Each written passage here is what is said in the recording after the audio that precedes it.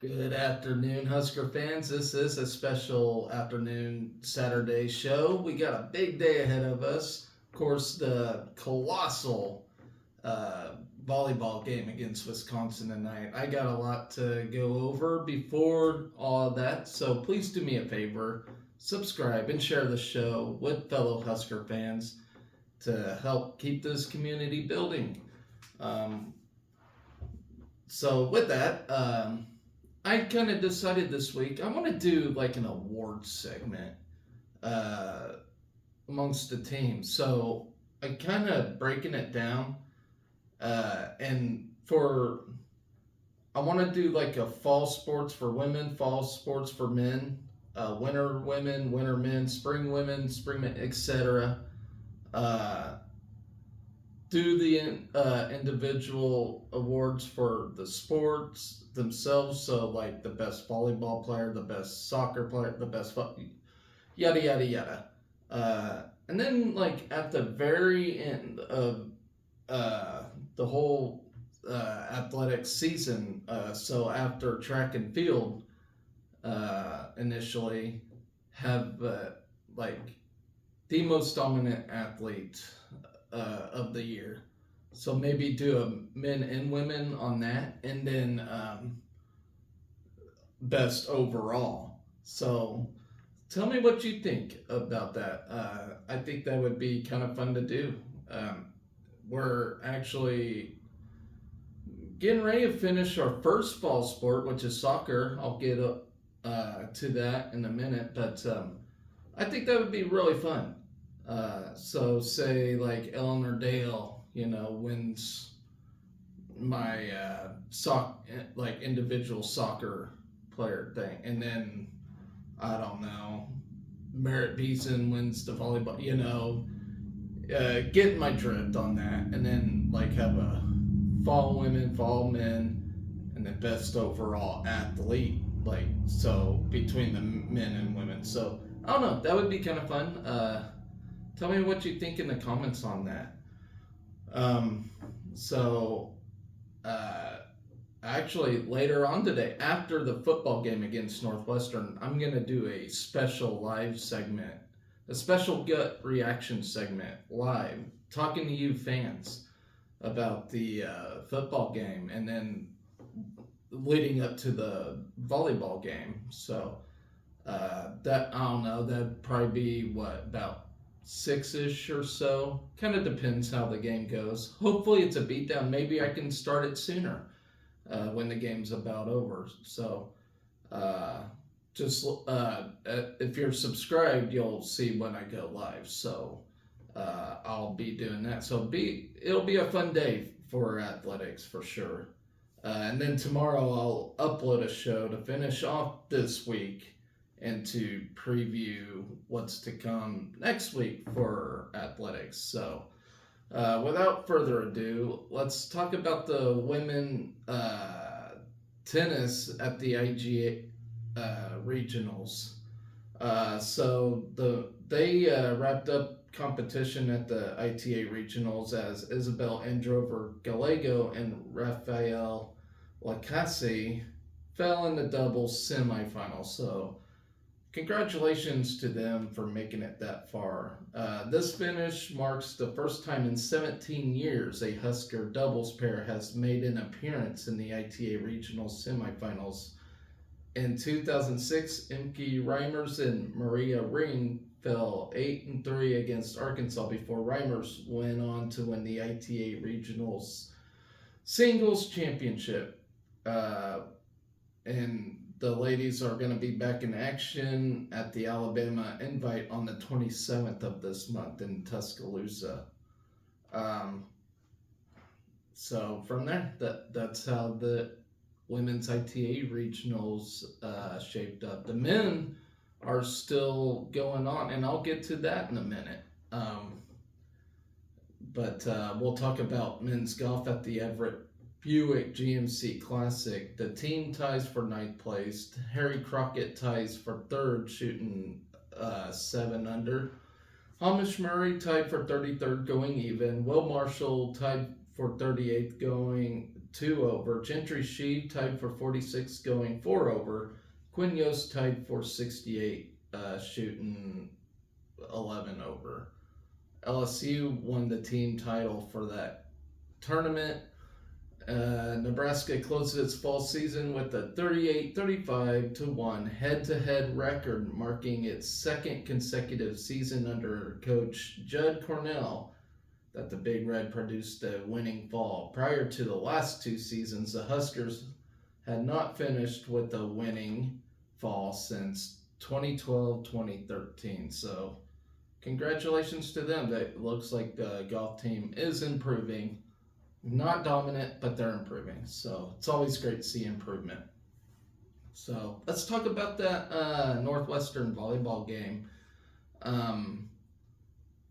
And here's no disrespect to Northwestern's Rylan Reed, but I noticed she was bald, and so I was curious. I didn't know if she had cancer or that asphyxia, whatever that is. But kudos to her. She's a very good, talented player, and I'll give her bravery points for going out there. I mean, because hair's a really delicate thing to women, and it's a big deal to them, and so I applaud Rylan Reed.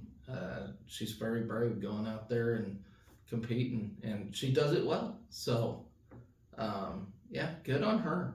I just wanted to recognize her and just say she done a great job. She's a very good, talented player for the Wildcats.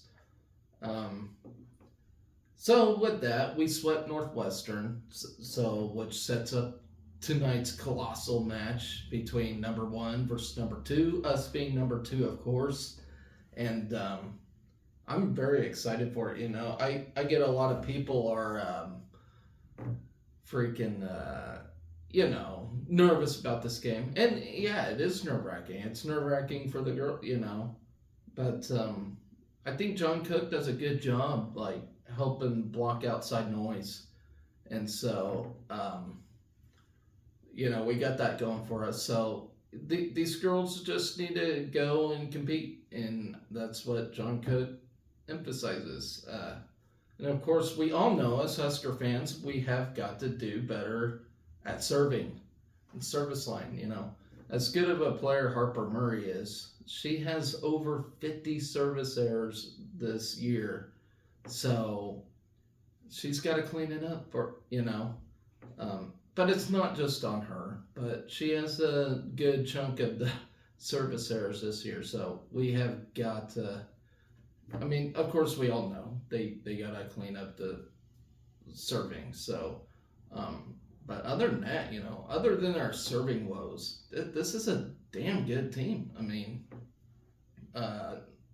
Wisconsin's very aggressive. They're more aggressive than last year. So we got a battle on our hands. We're going to go 5 sets. I guarantee it. Well, it's not guaranteed. I would love to sweep, but I think this is going to be a 5-set thriller. I think it can be anybody's game, and that's what makes it exciting. Whether we win or lose, this is just going to be an exciting game here in the regular season, and both teams are going to go to the NCAA tournament, So the good news is a loss ain't going to affect a national championship chance. We can still make it there, but it would be great to beat Wisconsin. I mean, they got 10 in a row over us right now, and we're all sick and tired of it, and we need a win. And like I said earlier this year, I would be happy with a split series against Wisconsin this year. We get them at home, and then Wisconsin can beat us at their place. I'd be totally fine with that. That wouldn't hurt the season at all. That would be a very good. Of course, I want to sweep Wisconsin this year. I want to go 2-0 against them. That would be freaking tremendous. I want to have a 28-0 run against Wisconsin. But realistically, this is a great Wisconsin team. If we can split the series, that'd be great. But, even that, the good news is if we go 0-2 against Wisconsin, you know, we're still an NCAA team, clearly, and who knows, maybe we'll meet up against them in that. So, uh, you know, I get people are nervous, but at the same time, uh, just know we're going to get against a really good team. So, um, with that, we'll talk about the Northwestern game real quick. We hit a season best 395 in the match while improving to 18-0, 9-0 in Big Ten. Merritt Beeson had 13 kills and hit 323 with 7 digs and 3 blocks, while Harper Murray had 10 kills and hit 412 and served a career high of 4 aces. So she did serve aces in that game, which is great for Harper. Of course, she had her service errors, but she's a tremendous player. I mean, other than the serving, she, we all know she kills it.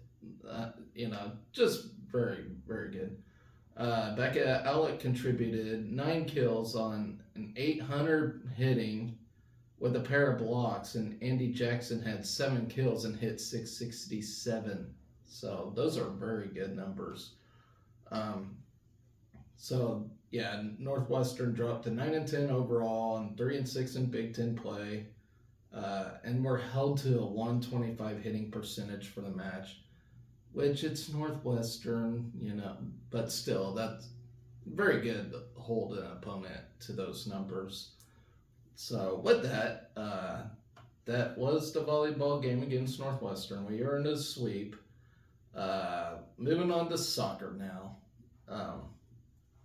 We had a 2-0 victory against Purdue, who's, near the bottom of the Big Ten, and actually we play Illinois tomorrow, who's also in the bottom of Big Ten.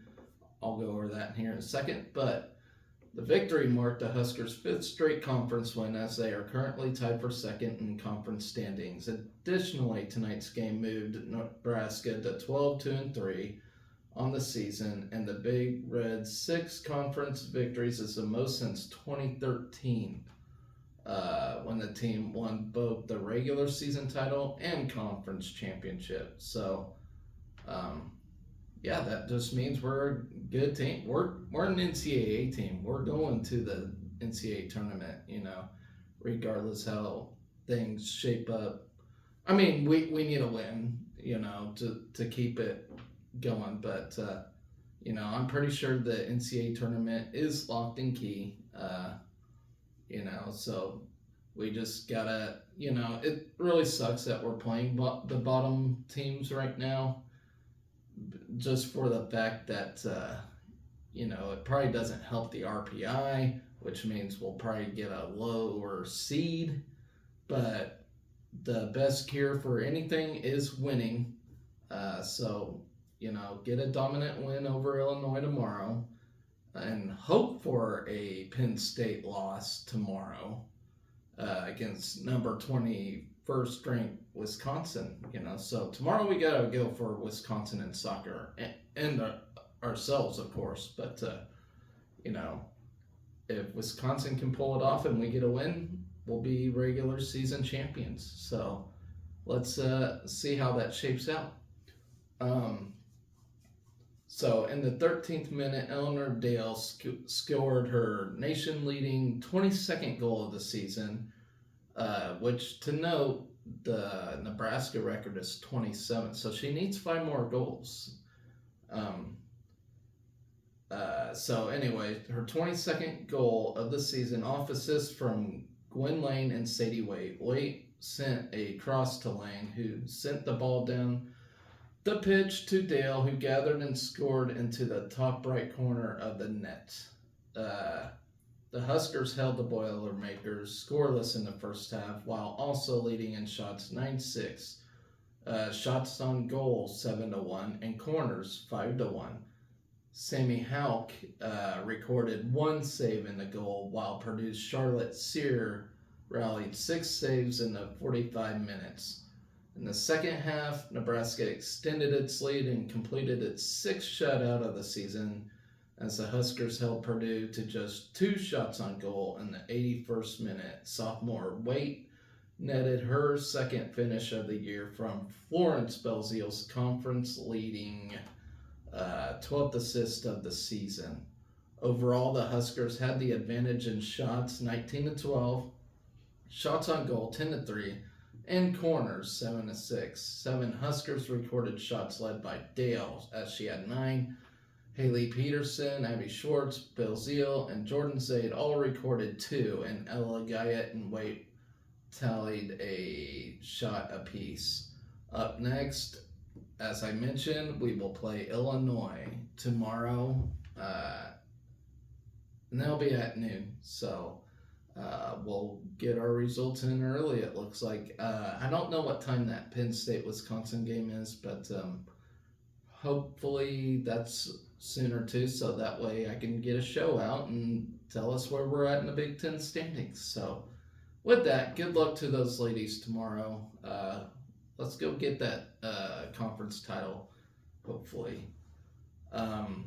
So with that, I'm going to move on to the swimming and diving meet against South Dakota State. We have won the meet pretty handily. I forgot the final score, but we won, and we won in dominant fashion.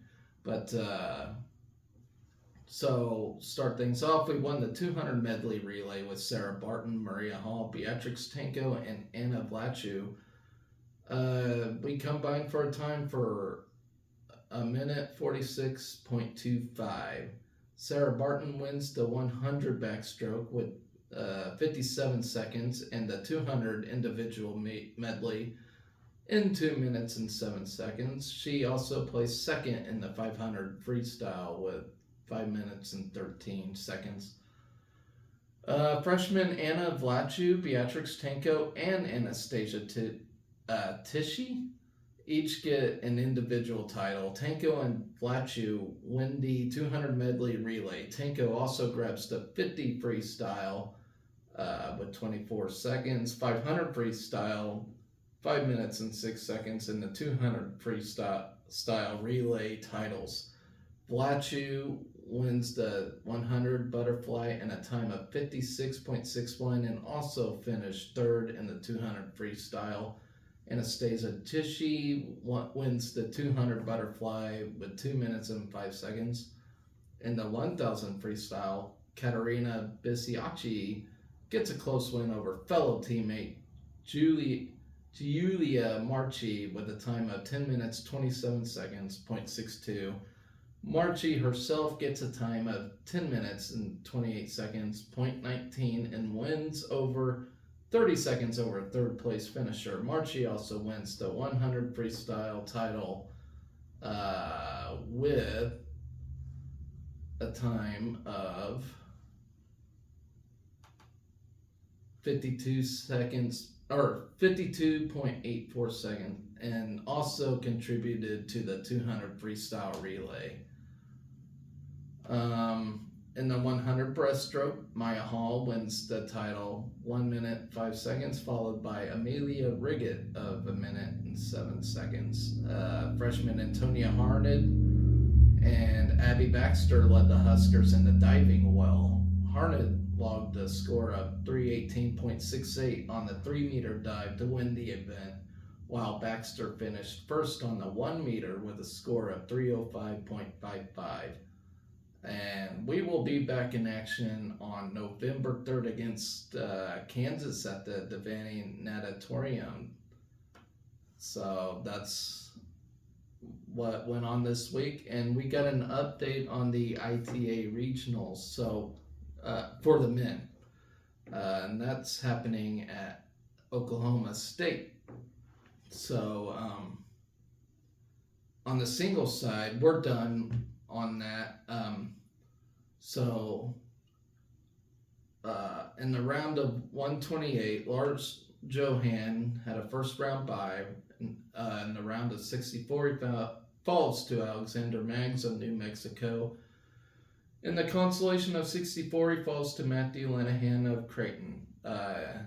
Shanya Mariyama in the round of 128 gets a first round bye. In the round of 64, falls to Arthur Belagi of New Mexico. In the consolation of 64, he falls to Victor Tosetto of Tulsa. Nikolay Sizoev, I'll get that right one of these days. He fall in the round of 128. He falls to Avery Talaxon of New Mexico. It looks like New Mexico just had her number in this tournament. In the next two consolation rounds, he actually gets a bye, so it puts him in the round of 32 in the consolation, where he defeats Caden Cheek of Oral Roberts. So he made it clear to the round of 16 in the consolation, and he falls to Eric Schiesel of Oklahoma State. Rudolph Christensen in the round of 128 defeats Jacob Mosvold of Arkansas. In the round of 64, he defeats Eric Schiesel of Oklahoma State. So a good revenge game there. Round of 32, he falls to Arda Azcara of New Mexico. That was his final match of the tournament. Calvin Mueller in the round of 128 defeats Christo Alex of North Dakota. In the round of 64, he defeats Dio Ortiz of St. Louis. In the round of 32, defeats teammate Anton Shep. Round of 16, he falls to Alejandro Jacome of Wichita State. And that's where he finished that tournament up. Anton Shep, in the round of 128, he earns a bye. Round of 64, he defeats Hank Tronston of OU. Round of 32, he fell to Calvin Mueller, his fellow teammate, which finished his tournament off. Leo Lopez Linquet. Round of 128, he gets a bye. Round of 64, he falls to Timothy Carlson Seeger of Tulsa. Consolation round of 64, defeats Kevin Kua of North Dakota. So he goes to the round of 32 in the consolations, defeats Sanj Kumar of St. Louis, and in the consolation round of 16 falls to an injury. So hopefully he's okay. Nick Weinhorn earns a bye in the round of 128. Round of 64, he defeats Kurtain Patel of Creighton. Round of 32, he falls to Isaac Beecroft of Oklahoma State. So singles is done. No longer in it in the singles round. But in the doubles, we have Leo Linquet and Lars Johan. In the round of 64, they get a bye. Round of 32, they fall to Alex Okonkwo and Callum Gale of Tulsa. In their next matchup, which is today at some point, it ain't even scheduled yet. They will be in the round of 32 in the consolations and will face off against Kevin Angua and Leandro Zigragan of North Dakota.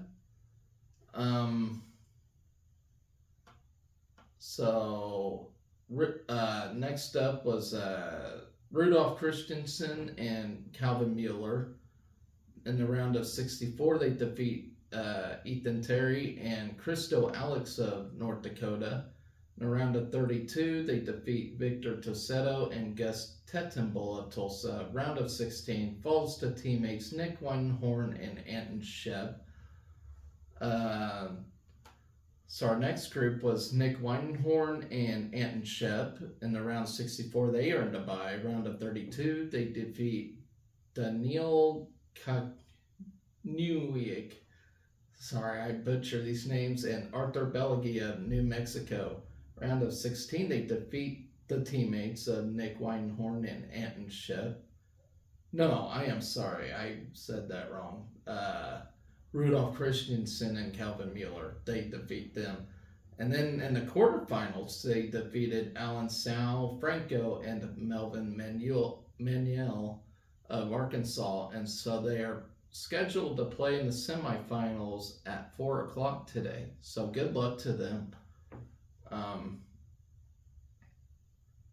And then we have Nikolay Sayosev and Shenya Mariuma. In the round 64, they defeat Adam Bihoon and Theo Ortiz of St. Louis. Round of 32, they fall to Foster Rogers and Gerard Planelis Rapol of Arkansas. So that's where we're at in the ITA regionals. So good luck to both Leo Lindquist, Lars Johan, and Nick Weidenhorn and Anton Shep as they continue their run today. So we'll see how they do, and maybe tomorrow or Monday I'll update you on how they finished. So that's actually going to do it for today's special little episode, day of the huge colossal volleyball match. But yeah, huge weekend for athletics in general. We'll see how the ITA doubles competition shapes up. Hopefully our football team gets over 500 over Northwestern. It should be a win. Adam Carricker predicted 24-14 for a win today, so we'll see how that goes. I think we're favored over double digits today, but Northwestern's a salty football team. If you give them any chances, they're gonna feel like they're still in the game. Even though they got their issues, they got their problems, they're still going to come at you. They play hard. They play tough. After all, these are still Pat Fitzgerald's guys, even though he's gone now. Which I still don't understand why Northwestern fired him, but I guess I'll never understand why. But he was a good football coach. And always had tough football teams for the school it is. It's a smart school, but he coached very well. And then, of course, we got soccer with their potential Big Ten championship, regular season championship anyway. We'll see how that shapes up tomorrow. And, of course, tonight's huge, colossal match against Wisconsin. Hopefully we come out with a win. But anyway, please don't forget to like and share this show. Help build this community. With that, guys, be excellent to each other. Go Big Red.